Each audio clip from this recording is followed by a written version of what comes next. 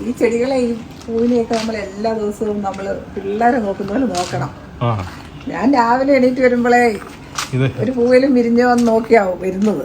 പിന്നെ തൈ ഉണ്ടായോ ചെടികൾക്ക്. ഓർക്കിഡാണ് ഏറ്റവും ഇഷ്ടം. ഓർക്കിഡിനെ പിള്ളേരെ പോലെ വളർത്തുന്ന എല്ലാ ദിവസവും ഇവരെ നോക്കും.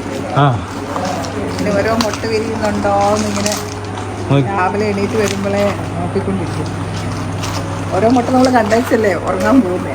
രാവിലെ ഓടി വന്ന് നോക്കും ഇതൊക്കെ വിരിഞ്ഞോ, ഏത് പൂവാ വിരിഞ്ഞത്. നഴ്സറികളിൽ നിന്ന് കളക്ട് ചെയ്യുന്നതാണോ? ആ നഴ്സറി ഇതൊരു സാറിനോട് ഞാൻ മേടിച്ചായിരുന്നു. എല്ലാം തീരെ ചെറിയ ഒരു വിരലിന്റെ മുകളിലുള്ള ചെറിയ ചെടിയായിട്ടാണ് വാങ്ങിക്കുന്നത്. ഇപ്പൊ ഇങ്ങനെ ഇത് വാങ്ങിക്കുവാണെങ്കിൽ ഒരു ചട്ടിക്ക് എത്ര 1500 റേഞ്ചിലൊക്കെ വിലയാകും. ഒരു കുഞ്ഞ് പൂവായിട്ട് 700 ആദ്യത്തെ കുഞ്ഞ് പൂ വളർന്നതല്ലേ. ഇത്രയും വലിയ പൂവായിട്ടൊന്നും ഒരിടത്തും വാങ്ങിക്കാൻ പോലും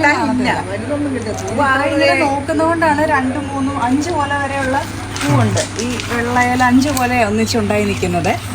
അപ്പൊ അത്രയും നന്നായിട്ട് നോക്കുന്നതുകൊണ്ടാണ് ഇത്രയും പൂവുണ്ടാവുന്നത്. ഈ വെർട്ടിക്കലൊക്കെ സ്വന്തം ഡിസൈനാണോ? ആണോ? രണ്ടുപേരും കൂടെ ഡിസൈനാണോ? അല്ല, മമ്മിയാണ് കൂടുതൽ മെയിനായിട്ട് ചെയ്യുന്നത്.